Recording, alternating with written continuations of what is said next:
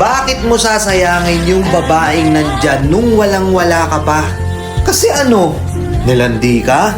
Lalaki lang? May mga pangangailangan? Ganda kasi. Nilandi ako nung babae, pasensya na, lalaki lang. Lasing ako nun eh. Di ko alam yung ginagawa ko. Hindi ko naman sinasadya. Tapos minsan nahuli ka na, puro dahilan ka pa.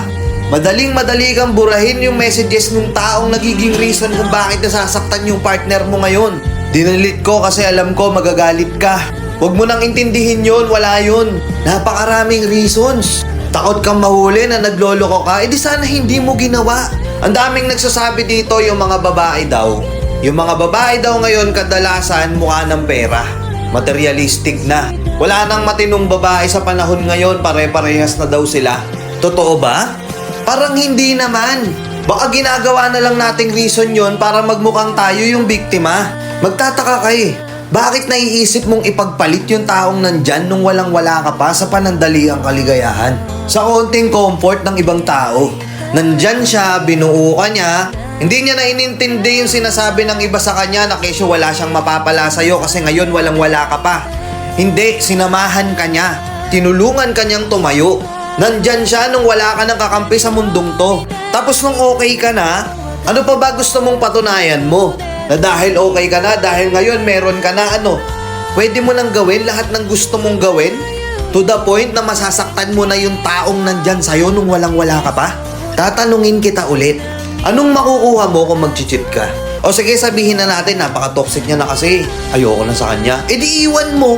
Kesa naman nabubuhay ka na puro ka-toxic ka na lang sa mundong to, tapos wala kayong communication, ang gagawin mo na lang, maghahanap ka na lang ng iba, antayin mo na lang din na mawalan ng feeling sa'yo yung partner mo. Sana umpisa pa lang, iwan mo na. Eh hindi. Minsan hindi naman talaga nagkulang sa'yo yung babae, nandyan pa nga sa'yo, sinakripisyo na lahat para sa'yo. Binigay na lahat para sa'yo. Pero kulang pa din. Baka hindi na siya yung problema, baka yung problema nasa'yo. Hindi ka marunong makontento. Wala namang babaeng perpekto. Sakit lang no, minsan may mga kwento pang ganto. Ikaw babae, ginagawa mo lahat, nag-aasikaso ka sa bahay, nag-aalaga ka ng anak nyo. Kapag hindi na kaya ng partner mo, ikaw yun nandyan para sa kanya. Hindi mo siya iniwan nung walang-wala pa siya. Napakaraming pagkakataon, napakaraming reasons na pwede mong i-consider para iwan siya. Pero hindi mo ginawa kasi mahal mo yung lalaki.